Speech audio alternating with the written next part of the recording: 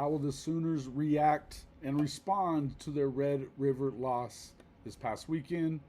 We're going to talk about it on Week 8's edition of Sooner Intel right now.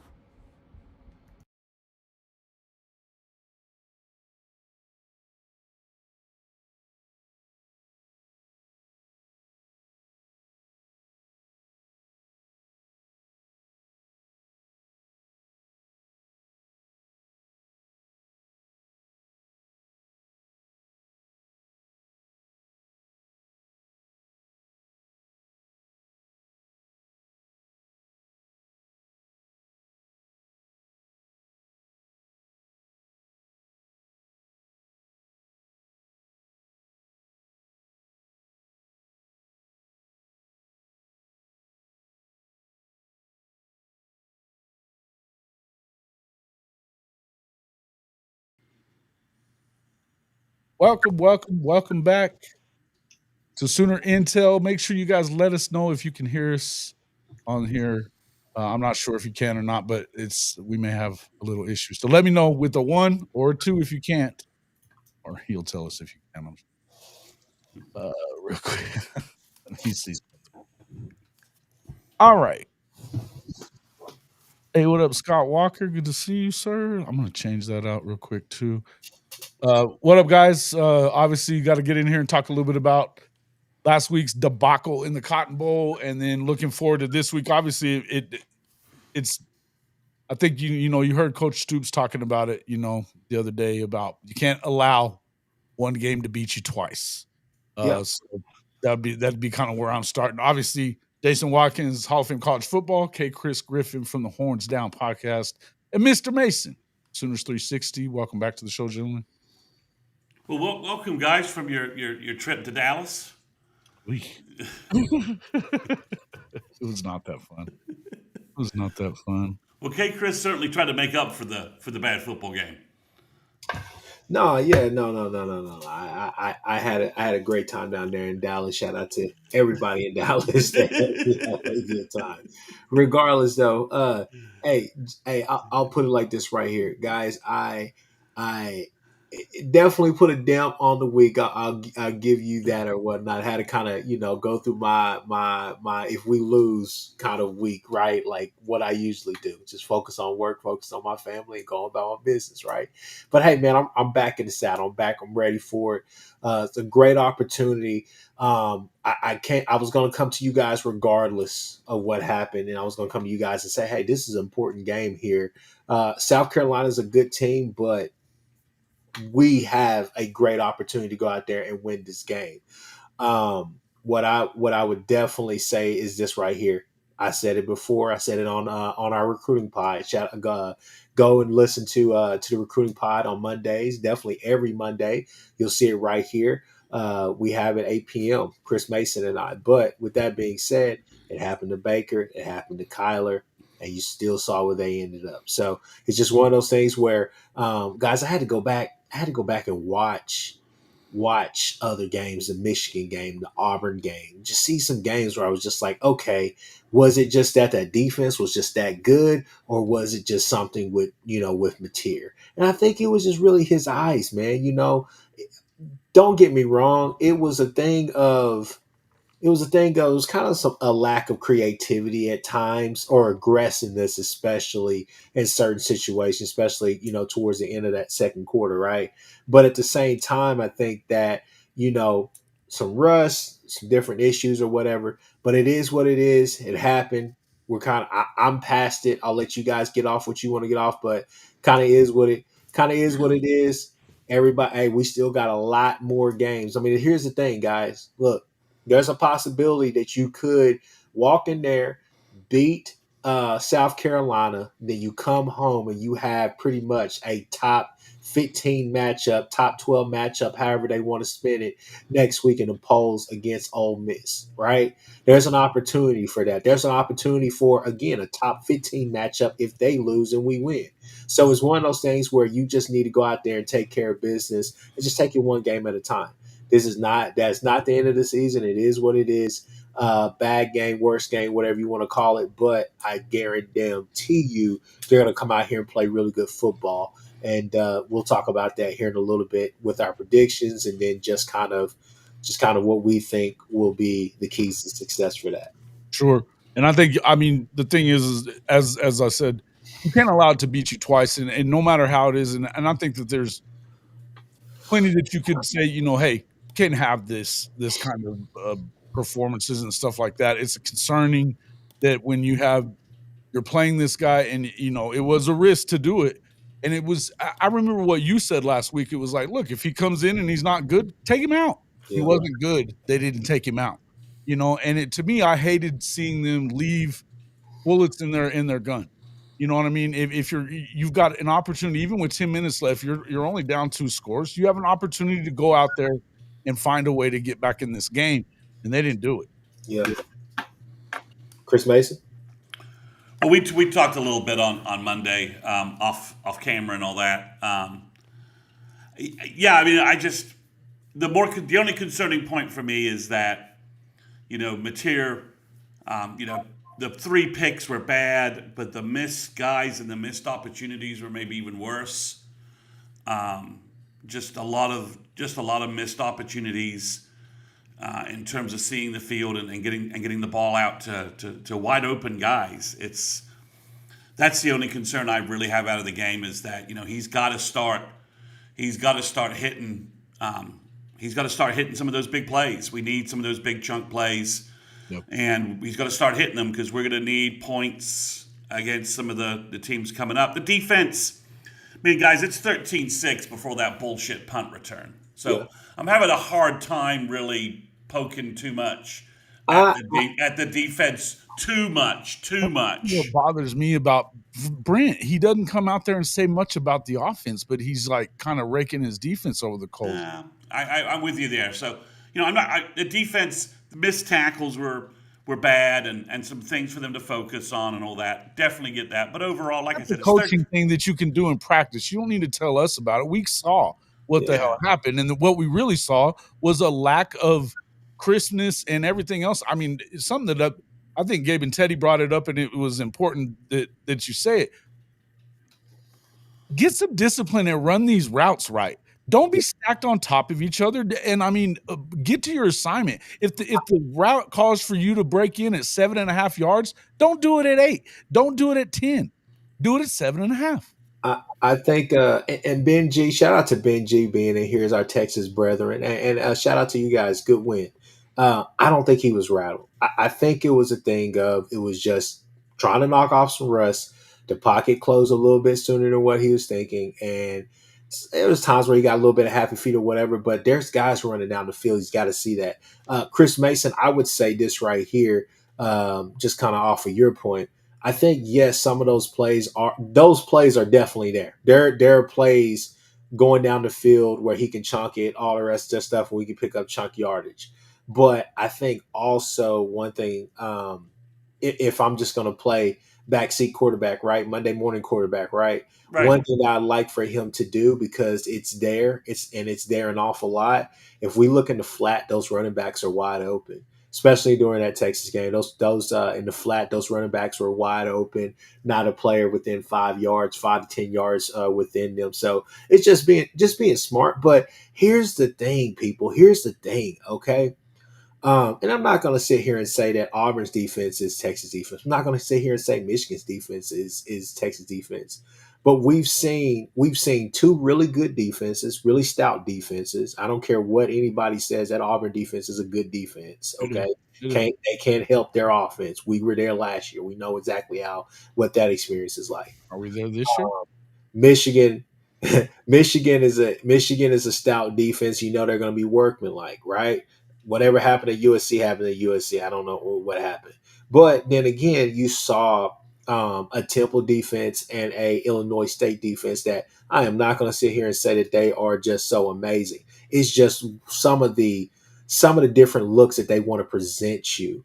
Those are things that you knew you were going to see the further you got in the season, that's what you were going to see. So, going back and watching that stuff, I say, hey, it's only up from here, because the whole thing, we've seen him in big games. We've seen him play well. again, I'm confident that John Mateer is going to get it right. I don't think that this is a thing where we were at last year with JFA.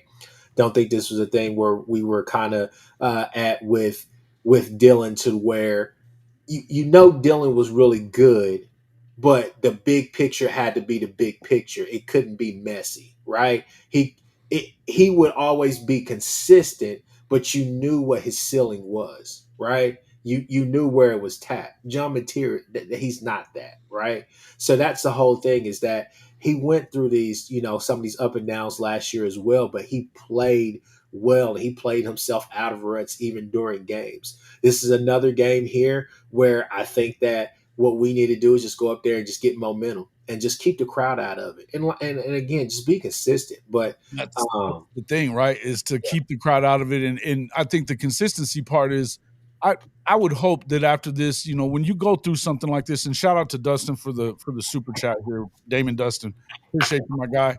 Um, and there are a lot of people in here talking about running the damn football and everything else. Look, here's the thing about running the ball. If at the very least, something that, I mean, I'm okay with getting into 5 wide as long as you score. Get down the field, put some points on the board.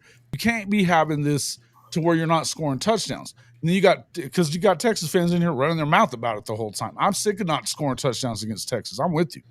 But the thing is that, and they talked about it on the Oklahoma breakdown too, is that why are our running plays dependent on tight ends making blocks that they're not able to make?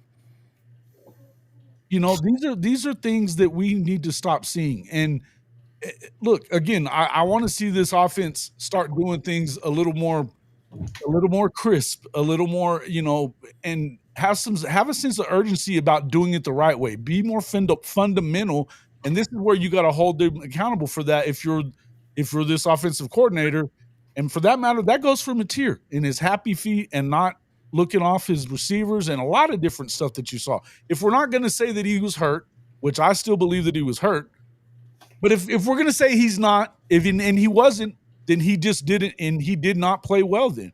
So which one is it?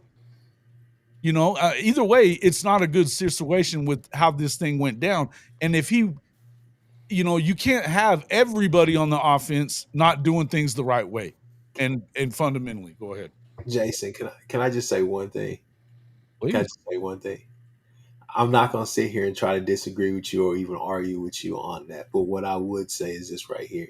It's one game, people. It's just one game. I'm aware that it's one game, but now this one game turned into, now if you don't go on the road and find a way to win this game now you've got Texas is not the third or fourth probably best team that we're going to still play this season. No, and I get that. And this game is they're the best reasons, but yeah, they're the best defense. We don't see a better defense this year. Yeah, I mean that's debatable. That's arguable. But I've watched a lot of the football. I mean, Alabama's defense, Missouri, their defenses are not as good as Texas's. The stats don't back it up, and what I've seen doesn't back it up. And LSU's defense, I think that's a little bit of a defense hasn't played anybody that has a pulse on offense really though either. Well, I mean, other than Florida got, and Florida got. Yeah, if you think about just overall, I think they are the best. I don't think we're going to play a better defense the rest of this year. So, well, even with that being said, people, like, there's you guys want to go to orange blood route, then yeah, overreaction. Oh man, he's just going to pitch it in, man. We're just going to sell it in. We're gonna go 6-6 now.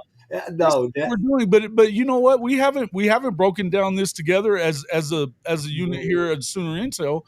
And the truth of the matter is, they didn't play well, Chris. They didn't play well. No, they played like crap. They didn't play well, but at the same time, it's one game, man. When you were out there on the field, on the court, all the rest of that stuff. Sometimes there's some games where you look, I've been a part of a lot of those different games, and I get it. I've been on both sides. I've been where we laughed at our rivals, and I've been where, hey, our rivals, they got us. I've been there where people schedule your team for homecoming for a reason, and you gonna get smacked, but then you come back the next year or the year after that, and you know what you do? You pound the hell out of them.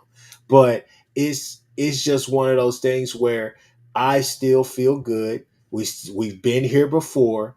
I think Mateer is still on the same level as Mateer was. He's still going to skyrocket. I think there's a lot of season to play, and I think that at the end of the day, no, I'm not saying that he's Baker. I'm not saying that he's Collar, but I'm saying it happened to them as well. Were you down like that on those teams? And the thing is, the difference between those teams had a lot of talent offensively, but they didn't have this defense to back them up. This is the SEC ball. This is what we got to expect. It's one bad game. Yes, it was bad. We could talk about that or whatever the case may be, but we still got a whole season in front of us. All you got to do is go win. And usually,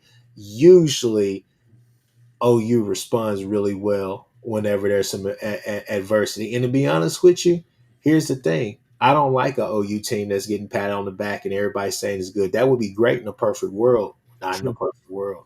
I No, like a we're not. OU team.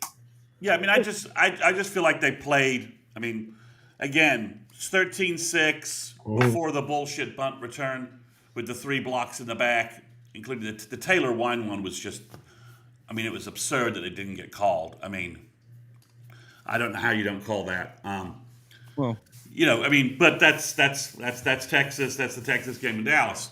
Um, but I feel like we played badly. But again, it's we can't pull a Penn State and let the Oregon loss lead to a UCLA loss, right? This is, Right.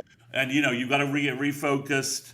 Mateer is certainly saying all the right things, and you know, uh, other than that, I'm just not sure. But it's too much more to rehash from Dallas. It was a bad showing. There's things they need to the offensive staff. I mean, I'll throw this grenade, and then we can move on to South Carolina. The only thing I wish is I wish that Brent had relieved Joe John Finley of his duties and made Kevin Wilson the new tight end coach to get the offensive room and the offensive coaches, DeMarco, Emmett, Bill, whoever, to start getting some freaking urgency about our season and getting things fixed and getting things and realize, you know, everybody's job's on the line here. This is, we're coaching, we're coaching for our lives every week with this schedule and with the opponents we have to play and the road and away mix and the home games we have and all that. So that's the only thing if you want to go like hardcore fan mode, that's the only thing I wish is that I think the offensive coaching staff kind of needs a kick in the ass to say, start fixing things now. But we'll see what they do in Columbia. We can start talking about that. you have to make some adjustments. I think that's the main thing. I just want to see them make some adjustments that we didn't see them make in the second half of the game. I mean, look, it's a tough pill to swallow, man. When you lose, you've lost 3 out of 4 now. You've lost Yeah, 3 out of and there 4. are OU fans. I mean, I've been You lost dealing. if you hadn't scored a freaking touchdown. This is not okay. I mean, I've been dealing with OU fans all week that want Brent gone. I'm like, okay. Well, I'm not going there. That's not what that and look, No, but that's where they are. They're in the mode that they're in the I know. the 3 out of 4 for I've Texas, been dealing with the shit too. Yes. two TDs, in 2 years or whatever, or no TDs in 2 years or whatever, which I think is just sort of a clickbait, irrelevant stat. A loss is a loss at some point on some level. I mean, Sure. would one touchdown in last year make you feel any better? I don't think it really does. But yeah, I think it's I that's the only thing I wish is I just need to start. I need to see some urgency about adjustments and doing stuff that we can actually accomplish against South Carolina. South Carolina they present you that chance. That's the thing. When you watch some of the film, not even just the in the weeds or whatever, but when you put them on film or whatnot, it's one of those things where they're going to play close. They're going to play a very gritty game. Uh, down the line. I like BG. See that's why I like you. We got to both rebound this week because traditionally coming out of Dallas, we both yeah. That's the point. But again, Texas is in the rear view. We got bigger issues. Okay. Offensive line, got it. This is going to be one of those games you got to play. You can't let them come out there and try to attack. I think that you're gonna be able to make some big plays this game. Their secondary has not been great. I don't think Mateer is going to go out there and make them look great. I don't think we're going to have any turnover issues. That's not even a slight that's not a slight at Hawkins by any means. That is a slight at Latrell and the rest of the coaching staff last year. But I don't think that you're going to come out there and spot them points. I think consistency is what you're going to be looking for. I think that you will be able to have a decent showing in the run game. I think you'll have a decent showing in the pass game as well. They give you opportunities. And also, one thing that I will say, the Tears legs are not that hasn't been a problem for us. Now, obviously in critical situations or just kind of obvious situations you've seen where like it's kind of obvious that he's going to run the ball. But I will say this right here: when I was in Dallas and I was sitting at a bar watching some of the LSU South Carolina game, who was running the most on South Carolina? At least that's what it felt like. It definitely wasn't old boy 29. It definitely wasn't the running backs. Who was it? Go ahead and say his name. You know you gonna say it. It was Nussmeyer. No, Nussmeyer was running all over them. no There doubt. are gonna be alleys. I would tell people all the time. Hey, I mean I would tell people today, if you went and watched In the Weeds with Eicher and Lehman, I would say everything that they said, listen to that, but also kind of apply it to the opposite. A lot of the things that they do, or that they were how they were talking about Lenore Sellers, the same thing you could say about John Mateer. John Mateer is going to have alleys to run. Thing that you have to do is, and don't get me wrong, there's going to be some plays where he just looks just so stellar, and I'm talking about Dylan Stewart. I mean, some of the things he does with Dylan Stewart, you have to punish him when he just tries to out athlete you. Whenever he's not staying close to sticking to his technique and combining that with his God given ability, which is just tremendous. Yes, it works, but it's just like a 50-50 ball. There's times where he just gets pushed way out of the play. There's times where he becomes a non-factor and you don't really hear that much from him simply because people are punishing him anytime that he tries to come down and just jump and do all the athletic things that he can do because he's a freak of nature. So the whole thing is just being disciplined. We know that they're going to have a decent defensive line. We know that they're going to be stout in the run game, but take your shots when you have those and be consistent. And like Jason said, just want to see a sense of urgency with the offense. If you ask me in particular, what I would like to see, I'd like to see us Be a sharp, little bit man. tempo. Well, not only be smart, but a little bit more tempo. When we Sharp is what I said. Be yeah, sharp. yeah, be sharp. When we ran tempo in the Texas game, it looked like that's what helped us get down the field an awful lot, right? Defensively, again, I get it. I get it. I know BV's always looking for that perfect call, but we need to, I was watching was it Rodney Anderson and I think Caleb Kelly, and they pointed out something which was like, he's gonna call the best play. But it's like, sometimes I think these other teams, I could see South Carolina come out there and try to run just a tad bit of tempo to try to, get us and catch us in certain situations. So we got to have some type of base plan. I would like to see that from the defense. I think that we will have opportunities to be in the backfield an awful lot, but unlike what you did in Texas, you gotta go and connect. You gotta get home. Either you get home or your secondary is gonna have to be good because when he gets outside the pocket, if he's not taking off, he's looking for a bomb. He's not looking just to complete something in the intermediary game. He's looking to drop a bomb with those wide receivers that he has. So It's I mean, just all high risk, all high reward, right? It's just yeah, yes, that is Lenore Sellers That is all what he is. day And long. Yeah. yeah, no doubt, no doubt. And I think that they've struggled too mightily on with their offensive line. They fired their offensive line coach last week. Yeah. So I think this is an opportunity for your defense to go out there and eat. You got to be careful about giving up the explosive play. But I think if you look back to last year, the turnover situation is what, having tight ends blocking all American edge guys was the problem there. And, Yeah. and having those 3 early turnovers. If you look at what Lenoir's numbers were last year, they weren't great. So, you know, they didn't even, I don't think they had a 50-yard rusher. I mean, there wasn't a whole lot that they did aside from those, getting the ball in good situations for them and being able to punch it in there, which shout out to them for doing it. I think you got an opportunity to kind of return the favor this year. You go in there and smack them around a little bit on your defensive side, but you got to put some points on the board for sure. And I Yes. mean, I mean, I'd love to see them just be a little sharper, is all. their season's on the brink too. I mean, it really is. I mean, they dropped this game. I mean, they're staring at potential 5-7, 4-8 kind of season. So Not only that, but this could be the game that sends Beamer, pretty much to Vitek. it could be, so It could. obviously they need this game, but that pressure works both ways, right? And they're not really playing well under pressure, so to speak. So from that perspective, so it's Beamer's got a mess on his hands, and the season isn't going well. Yeah, true Oki, what he's saying, keep USC in the pocket and let those D tackles collapse into his lap. Hard for USC to put drives together. I'm looking at just now. Yeah, with the type of QB they have, BV he said will send the house and make him process fast and kill the run game. Yes, yes.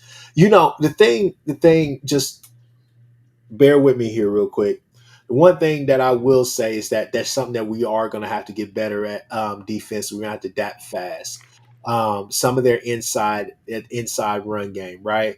Against Texas, that was something that they kind of we had them in the backfield, let them slip out of tackles, couldn't wrap them up. I know our Mason Thomas was on the ground and could not, for whatever reason, hold on to to Wisner's leg. Regardless, though, they have some durable backs. They have some good backs. Not necessarily worried about them busting 40 and 50-yard runs on us unless we are just, lackadaisical like we were on that one play against Michigan, right? But I don't necessarily see that happening.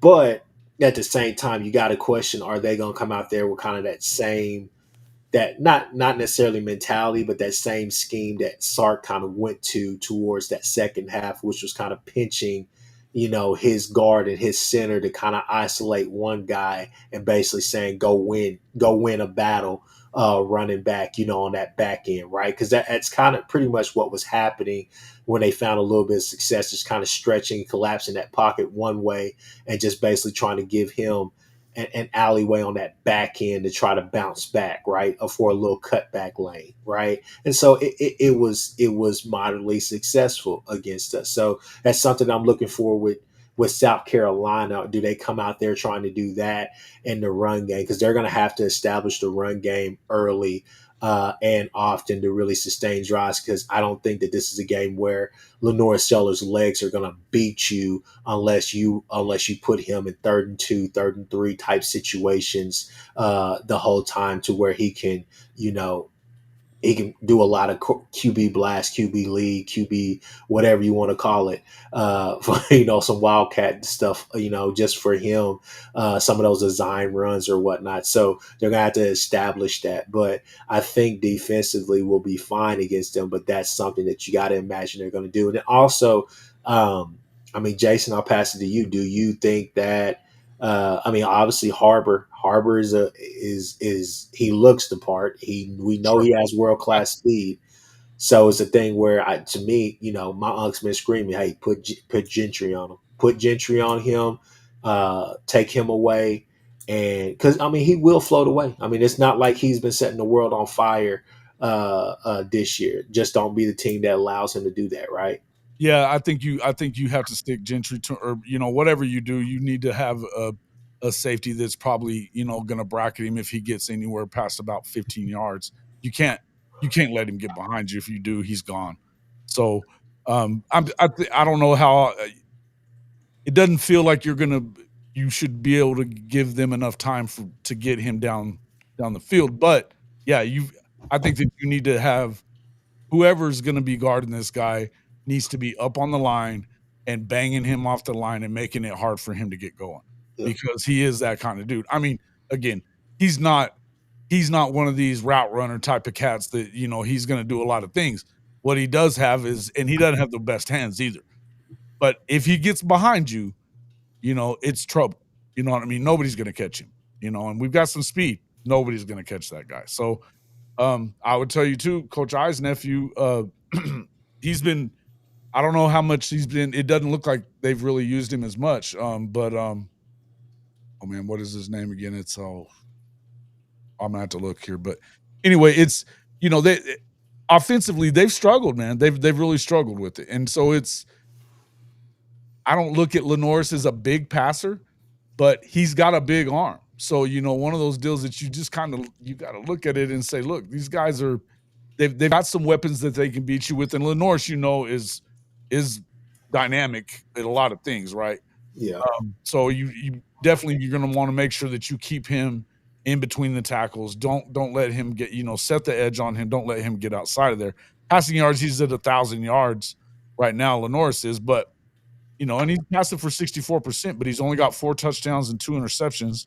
Rushing wise, I mean, only 117 yards. This has not been a great year for him.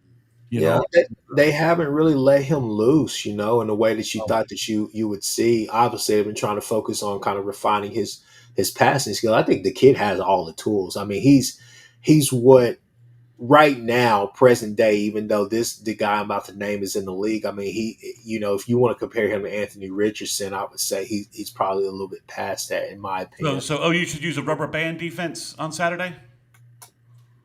What does that mean? The rubber band defense? Sorry, bad Anthony Richardson joke. Sorry, he got hit in the eye with a rubber band, and his eye got all busted up. So he got taken out by a rubber band in pregame and had to get put on the DL. So Colts fans are having a little fun at that. That is insane. But no, I mean, the whole thing is just it's going to be a physical game. This is a physical team. We know that they can on any given Saturday can go play with whoever and cause them hell. LSU, for all the things that, I mean, we're probably the most comparable to LSU right now. Not really a solid running game, kind of dependent on the quarterback being able to make plays, heavily relying on the defense, to go out there and do what they do, right? So the thing is that opportunities will present themselves. We just have to go out there and execute. I think that's all you're asking for. I think that if things are right with Mateer, and the passing game is going and you capitalize, you need to go and score touchdowns. You go and capitalize and do that and make this a 4-quarter game. They love playing at 4-quarter games, but at the end of the day, you can pull away from them. They lose gas, they lose steam. And I think the biggest thing is that, again, I'm an eye test guy. I'm not a logistics guy. I'm an eye test guy. I watch Dylan Stewart, and I say this right here. There are times in a game where I look at the body language and I say, kid, you got it all, and I get it. But at the same time, you made that decision to go to South Carolina. Like, don't be mad.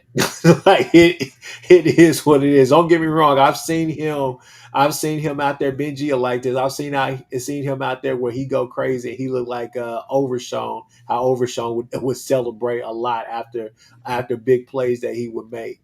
But I mean, there's times where I see the kid in the third and fourth quarter, and the game is getting away or slipping away. And you see him, the effort is there, all of that. I don't judge that. But what I do say is that you see the hands on the hips, and you just see him kind of shaking his head like, man, this is bullshit, So it's one of those things where you got to take him out of the game. You got to isolate, make sure that he doesn't get going and all the rest of that stuff. And any of the times that he does, just go ahead and still put a foot on them. I think you take him away and then you work that secondary, which I think is the weakness of their defense. You should be fine, but you cannot come out here and play around with them. You got to be able to get 3 and outs, and you got to go over there and put points on the board. They seem a little loose with the football too. In the LSU game, they were, they had 2 critical turnovers in that game. they ran the ball 43 times for 200 yards, 72 of that on one play, and that was their one touchdown was a big run by their running back.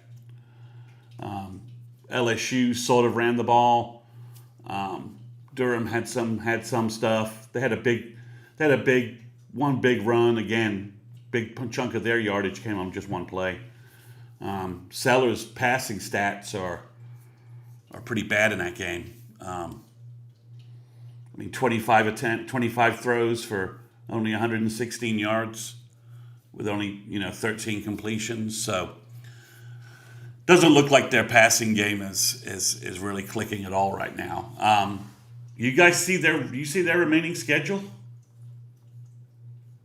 Yeah, that? they're They've got a schedule similar to Oklahoma's. That's Yeah. They got us. Then they got Alabama at home. Then they have to go to Ole Miss, to Texas A&M, and then they end with a Clemson team that seems to be rounding into form. I mean, they don't really have. I mean, this could be a brutal end of the season for Beamer. And Chris Mason, that's why I was telling you the other night. I was like, hey man, look, I get it. And Jason, I get it as well. All three of us talked about it coming into the season. There were 3 games that we said, hey, BV's got to win. He won 2 out of the 3, and the third one was the one that we definitely said, hey, you got to win that game, right? But at the end of the day, again, 12-team playoff, there's still a lot of things right here. I don't like talking like this, but I mean, it has to be said that I get it. What team is going to show up Saturday? What's going to happen? This and that. It's one game. Let's go. Let's give them one more chance to go out there and show us that, hey, we can find consistency with this group of coaches and this group of players. And the biggest thing is to just know, just like what we're talking about now, there are a bunch of other teams on our schedule who have a gauntlet now that nobody's talking about simply because some of the teams that were not supposed to be good, the Tennessees, the Missouris of the world, they're pretty good. You know what I'm saying? So there's some trap games on people's schedules. You got to go deal with Texas A&M. You got to go deal with Ole Miss. You got to go deal with Mississippi State. It's some trap games. There's some good games out there. Wouldn't even call them trap games. Vandy's a trap too. So Yeah, Vandy. That's what I'm saying. yeah, but and the teams, the teams on our remaining schedule all have some pretty significant flaws. And I'm gonna be honest with you. I know Auburn is going down the drain as we speak.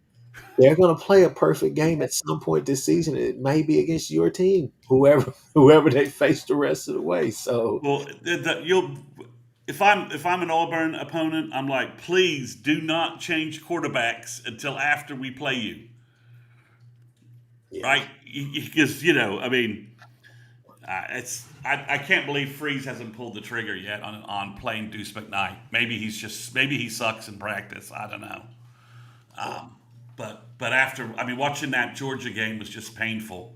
Yeah. It was just, I mean, beyond the refereeing hijinks. Watching Art Jackson just fail play after play in that Auburn game when all they needed was one lousy drive. But before Georgia took the game over and got out ahead, but there was a stretch in the third quarter where they just needed one drive to just keep momentum going. That was it. They just needed one drive. So, and obviously the fumble on the goal line. Well, been there, done that, right, guys? Yeah, I think that's. I mean, I think South Carolina comes in pretty mentally fragile, if you ask me. You don't have a confident feeling when you fire your offensive line coach on Monday. That's not the act of confidence. No. You only can, and I would say this right here. Let's not let them come out there and be Superman, but at the same time, you can only play inspired so long. Emotion is only going to carry you for so long until shit hits the fan. Yeah, exactly. I mean, I'd love to see an early touchdown, couple of 3 and outs, and just kind of get the crowd who's already about to turn on him, get that crowd real quiet and just play an efficient game from there on out, and just put them away. Yeah. And I think that's the main thing that you want to try to do here is like, I mean, they're down anyway. They're not feeling good about themselves. You're seeing Beamer over there. He's got his is, he's, doing what he does. It's just so dramatic, old Beamer. The way he does that shit. But if you can turn them that way early, you should be able to punch them in the face and just roll. But that being said, this is an opportunity to get going. You can't afford to not get going here and find a way to win, because this, again, worst team you're going to play the rest of the way by a lot. If you can't win this one, how are we going to believe that you're going to go through the rest of that gauntlet Look, without it's a road win. It'd be a big. I mean, they're 3-3, and and you're right. They are struggling, but going to Columbia, getting a road win would be big. I hate to say it, but any road win in this league is going to be big. So, and if you could beat Columbia, then you're like, okay, let's go home and rally towards Ole Miss, and then that puts you in a great position, hopefully, to then go to Rocky Top, who defensively look to be completely discombobulated. I mean, 500 yards to Arkansas. I mean, they nearly dropped that game at home. I mean, that was 250 on the ground, 250 in the air. So, I mean, it was, like I said, everybody we play has flaws, and they've got big games coming up to play us. We're going to catch Ole Miss off UGA. We know UGA is going to hit them for 60 minutes. They're not coming out of that game without getting hit. So, unlike last year where we kept hitting everybody after a bye week, this year we're catching teams off huge games. Mm-hmm. We'll see if it makes a difference. Yeah. And I mean, obviously, that was a tough loss for them last week too. I mean, this is what happens to them in these tough games, but we can't be that. You don't want Oklahoma to go in there and be that team that every once in a while they'll beat somebody they're not supposed to also, particularly when they're in the Willie beat. And that's where you are. Yeah. Thankfully, it's not a night game, but I think that you need to go ahead in there and grind them down a little bit early on and make sure that they have to pay. I mean, almost you want to see them kind of go through what Oklahoma went through last year with them. You know what I mean? And that ideally, drop a couple early turnovers and just grab some momentum and just get them thinking about the fact that they're only scoring like 10 points a game. Mm-hmm. So you want to jump to our predictions? Urgency is definitely the key in this one. Let's jump into our in-game predictions. Obviously, I mean, when you start seeing stuff like what I just did, I don't know what I just did. Shit, I'm struggling today. All right, South Carolina game, leading rusher. We're expecting all of us, Torrey Blaylock.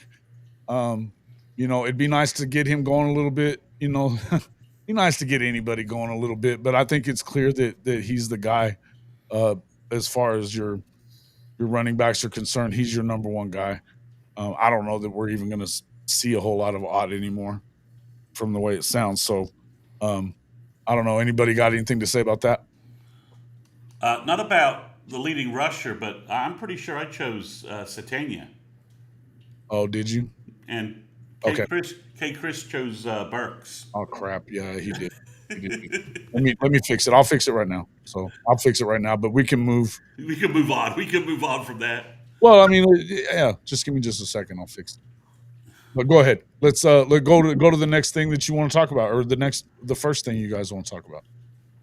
Well, I think Mateer does pass for over 300 yards. We do a lot of this. We do a lot of the air raid stuff that we did against Texas that was working. And their secondary is not good, so there are going to be plays there. Hopefully, it looks like Keontae Lewis is going to be out, so we're going to get a lot of Giovanni Gibson.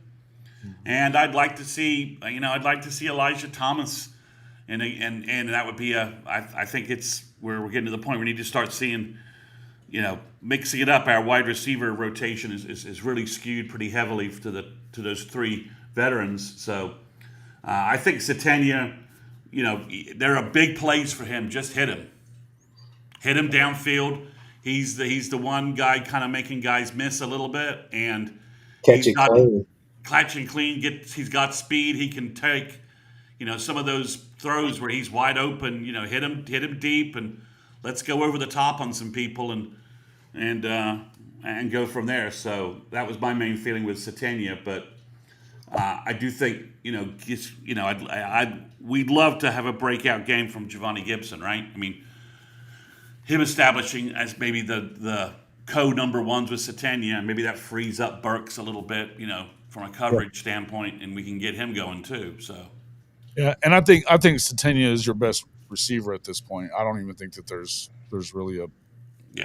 a So pretty I do think though he has been up until this point, but Giovanni has the ability to not only run away from you, but go up and yeah 50 balls and do some stuff like that as well. So I think he's been ramping up to this point. Is why I've already been picking in the last 2 weeks. He's been my favorite transfer guy since he transferred in. So I'm excited to see him kind of have a good day. And I think somebody needs to have a good day. yeah. You know, If we win the game, we're talking about some big plays from the receivers. If we beat South Carolina, part of the talk Saturday will be, man, this wide receiver really stepped up. I think so. I think you have to. Yeah. But none of us are really expecting a 100-yard rusher. I don't know that until you start seeing it happen, I don't know how you could. You know what I mean? Yeah. So 100-yard receiver, yes, we expect that. Or, I expect one as well. I think that I don't know that you get to the 300 yards necessarily, but I think that you can get 270 and 3 or 4 touchdowns. I think that's possible, right? So 100 yards, if you get to 270, somebody's probably got 100. Yeah. If you get to 300, somebody has 100. Yeah. It's just the question, is if they de-emphasize the tight end a little bit, what does that do to Canick's reps, right? Yeah.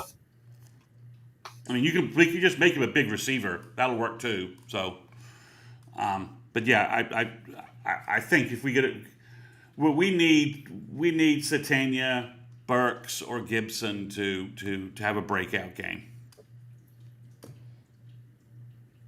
Somebody needs to have a breakout game. At wide receiver, yeah. Yes. That would be great. Boy, doomers. And oof. All right. No special teams touchdown expectations for any of us. I mean, maybe you could. I mean, Satania feels like he's going to have one at some point, but I don't know. And I wasn't ready to say it either. I do think the defensive touchdown. I think, I did say yes on that. So, I mean, they are. They're coming. They've got to be coming, right? Sellers doesn't have great ball security. I mean, he'll wildly throw picks and he will fumble the ball. So, I think it's definitely could be coming, but it didn't work into my score. My score. So that's why I didn't say it. Yes. Yeah. Okay. Does OU have an offensive play over 50 yards? Yeah, I think. Kchris, what are your thoughts on that? I think they do. I think they. I want to say I think you'll be able to get something down the field, but I also think that you may be able to hit a screen. I think you also may. Again, if Materi's seeing the field and doing what he needs to do, I think you may be able to see something in the flat because guys are open, and they're focused on certain things. And I think that this is a game here where I think that we may be able to get our mojo.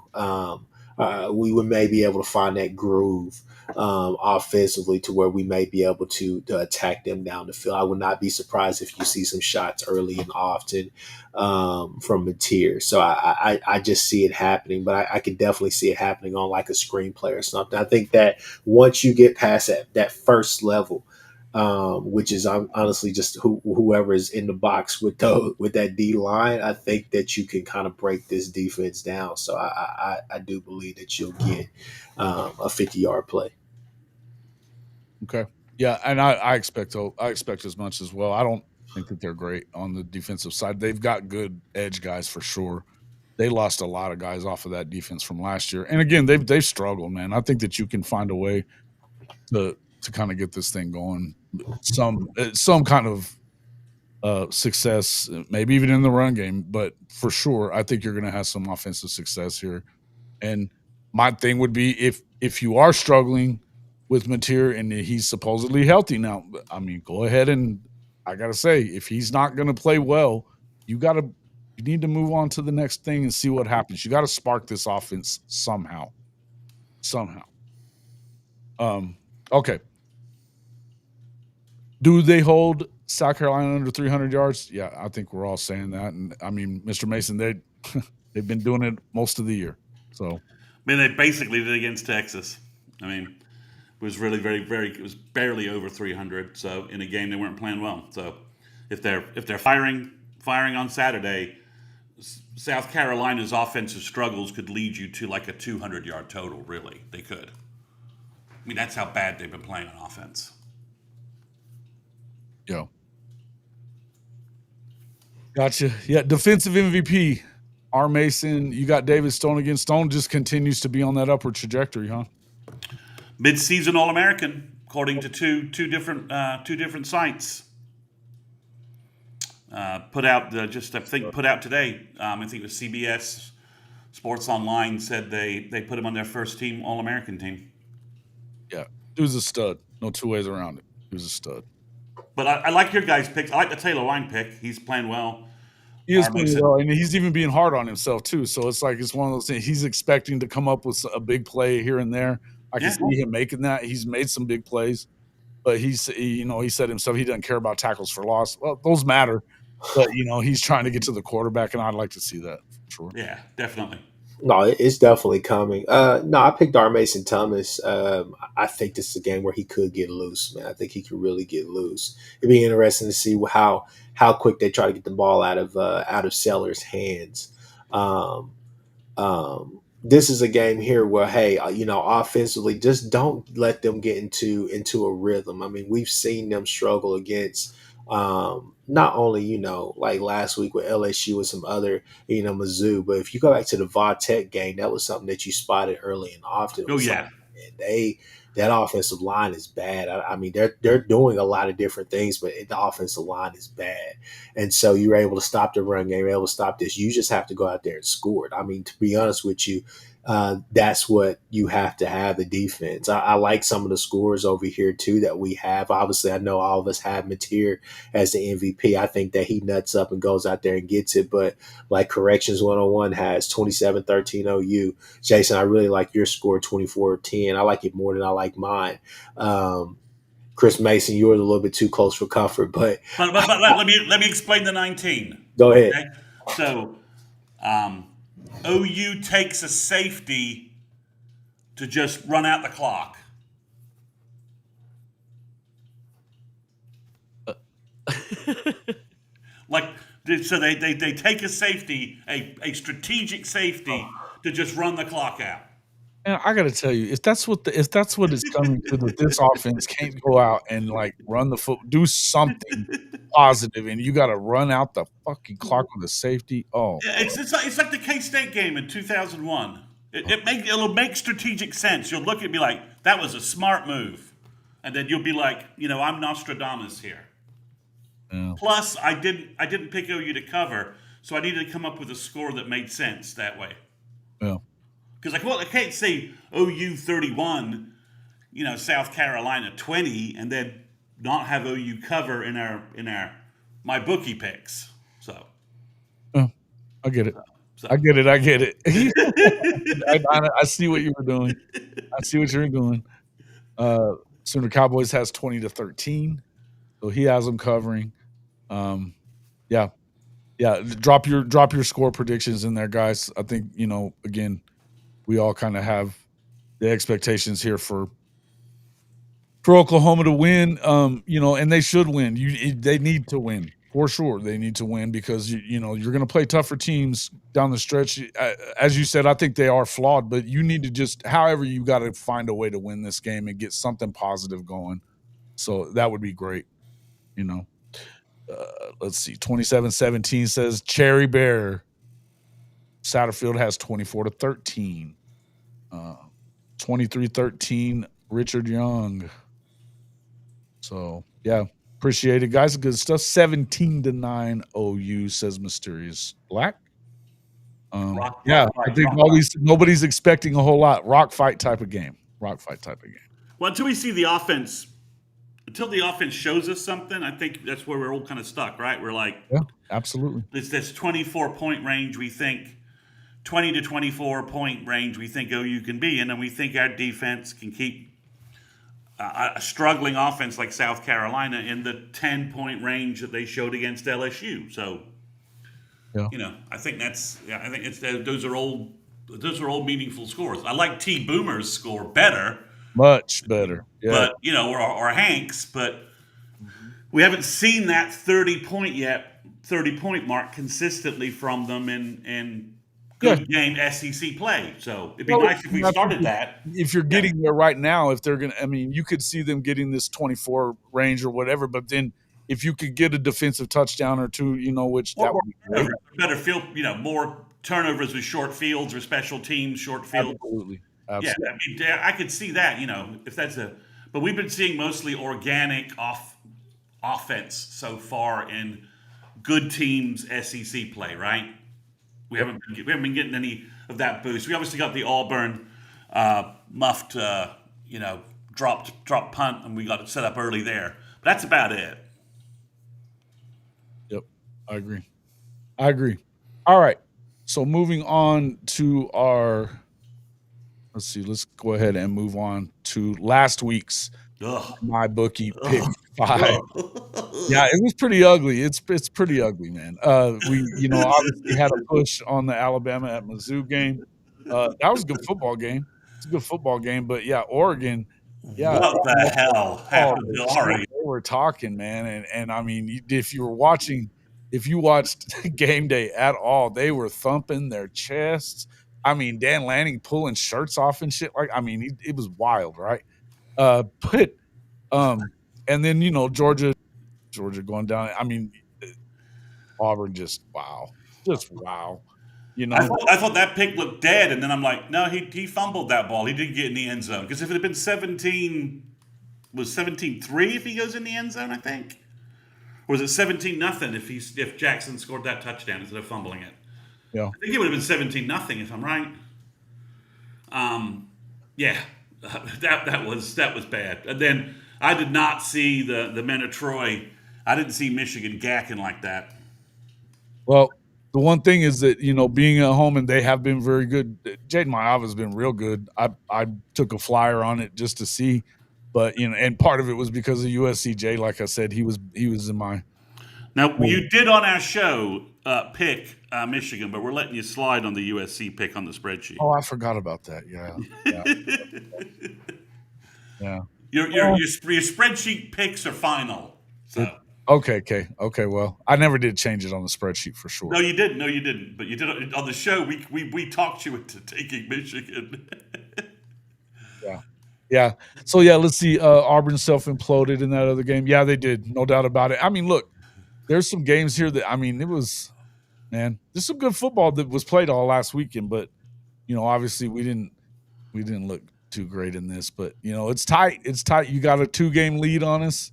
On me and well, you got a 5-game lead on Kchris. But Kchris for this week in the my bookie pick 5, make sure you get over and sign up for up to $1,000 in a welcome bonus, or you can get $500 worth of bet back as well.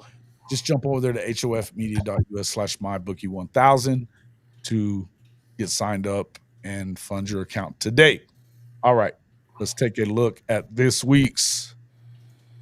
And you've got, obviously, hey, that South Carolina, I hated putting that in there, but that, this is why we always make sure to put that score on the other one, though. You just didn't have them covering necessarily the 5.5. It's a lot of points. A lot of points on the road for an offense that's been stumbling a little bit. It kind of is. And we're both. I tell you this: if they don't get the offense going and winning by more than 5.5 against this struggling team, it'll be harder for me to pick them to do such a thing moving forward. So, yeah, Vandy and LSU. Kchris, what's up with this LSU pick? You believe? Oh yeah, man. Look, Chris Mason. Chris Mason is a how should I say? He is a points merchant. He's not thinking he's outright. If he was doing that, I think it'll be a little bit different. But I got LSU, man. I think I think LSU goes and gets it done at Vanderbilt. Don't ask me how, but I think that they do. All right, Jason, you got Ole Miss as your pick for the UGA game. Is that right? It's the pick, but it's not. I expect UGA to win. I don't think that they're covering 7.5. Okay.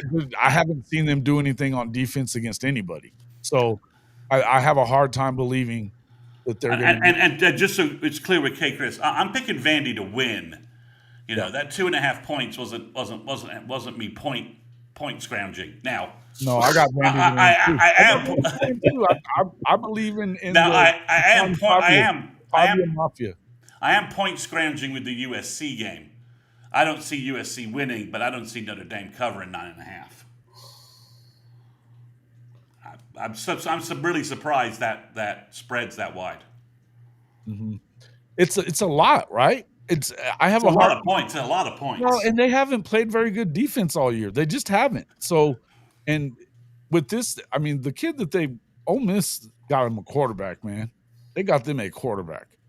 So as bad as they looked, I mean, you could have expected that to happen. They were going to completely overlook Wazoo last week and did, and played poorly, but found a way. But don't expect that's a bad Wazoo team, though. That's a really bad Wazoo team. Of course it is. Of course, like Oklahoma State bad. Sure. No, I agree.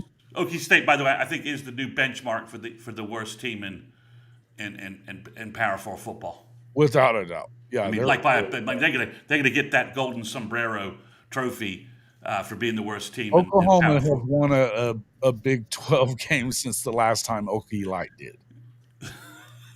So yeah, but I think Georgia is showing enough in their run game, and the Stockton kids playing pretty well. Ole Miss, this is their first road game, isn't it?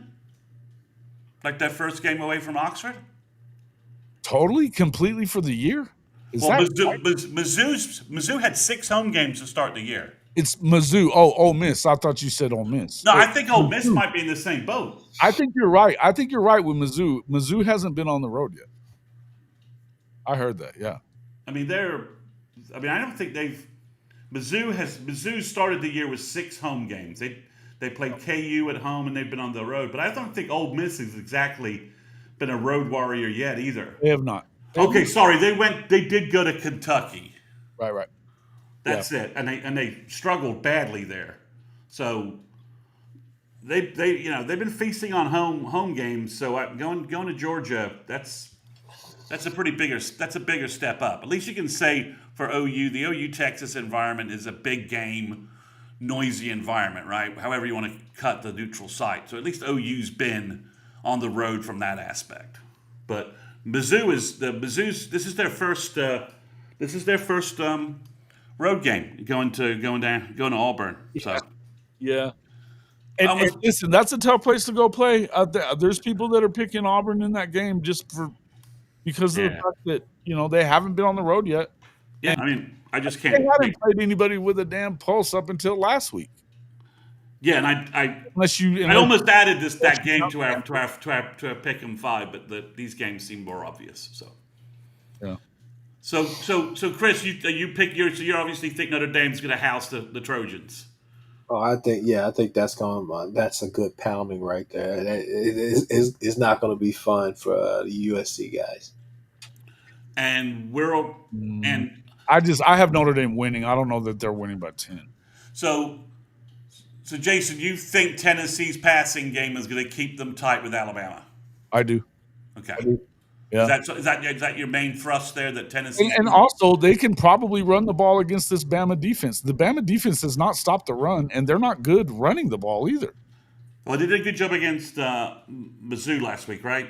And basically forced. Well, I'll give you that. Yeah, well. They forced Probilla to beat them, and he couldn't do it. So that's a fact. They definitely did a good job, but I mean, they certainly, yeah. Listen, it's Bama's secondary against Tennessee's wide receivers. Game is all. I feel like this is another one of those games that 8.5 that they can play this game. They believe they can win this game. They've won it 2 out of the last 3 years.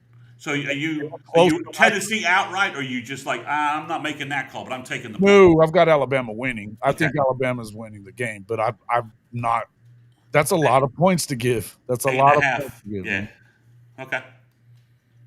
So yeah, that's kind of where I'm at on it. So to me, again, the same thing, and it's the same with USC because I think Notre Dame wins, and I don't know well, we've seen the SC really can't stop a good running team if they have any passing, and I'll tell you what, CJ But Carr looks better every week.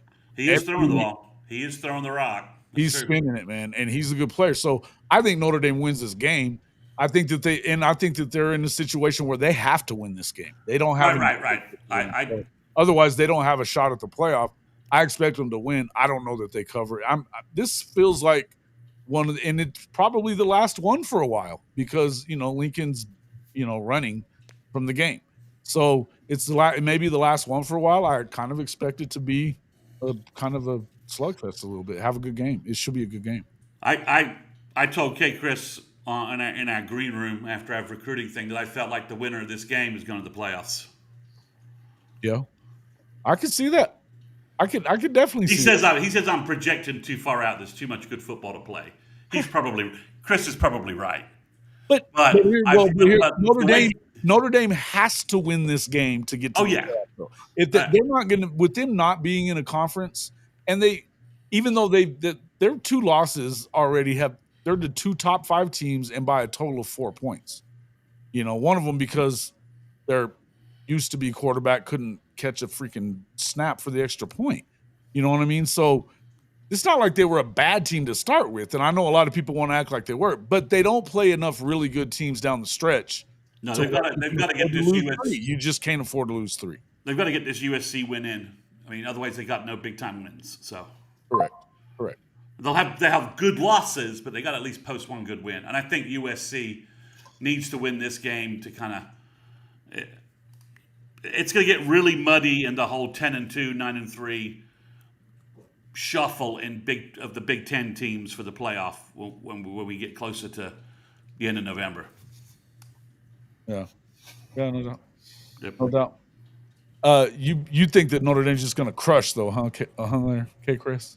Yeah, same way. I'll be honest with you. I think Alabama's going to get Tennessee by more than 8.5. Mm-hmm. And do you think Tennessee? Are you worried about Tennessee's defense, their secondary?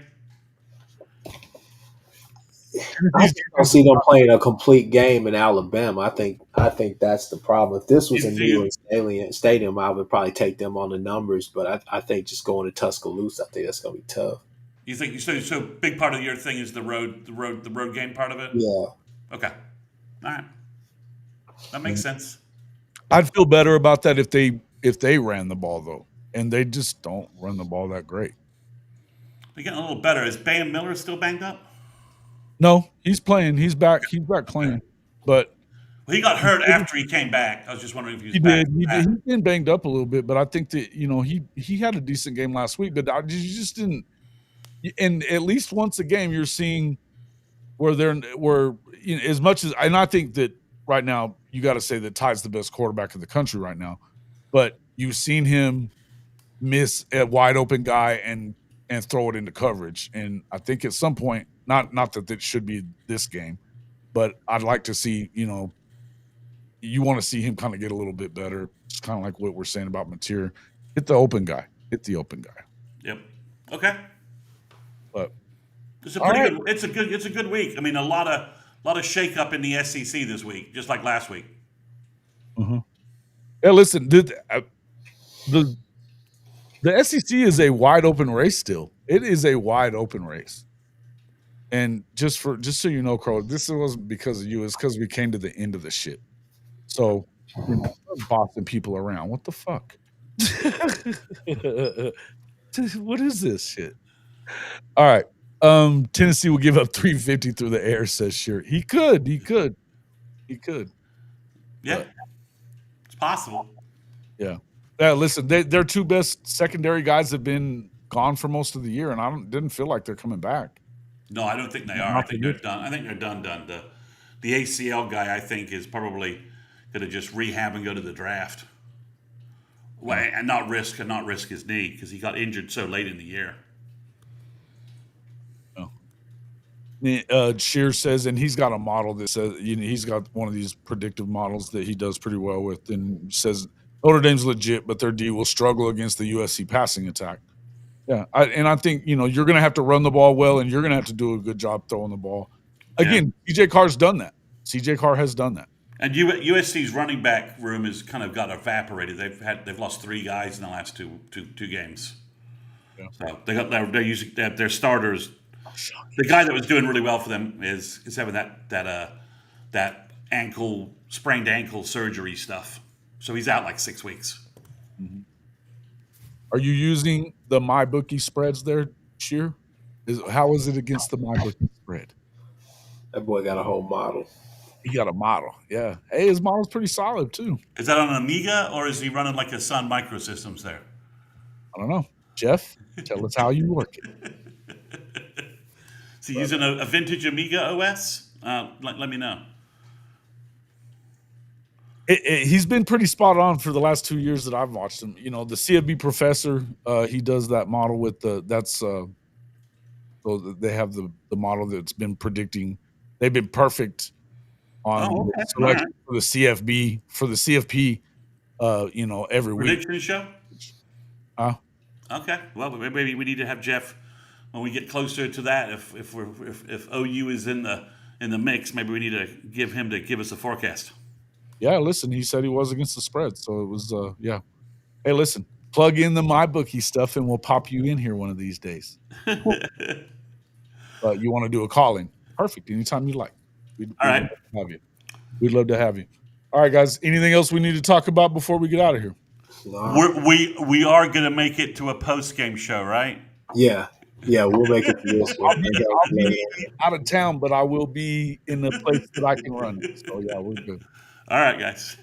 All right, John. People were asking us on the recruiting, what the hell happened to the post-game? I'm like, well, I ended up doing one later that night. I know. I saw that you did that, yeah.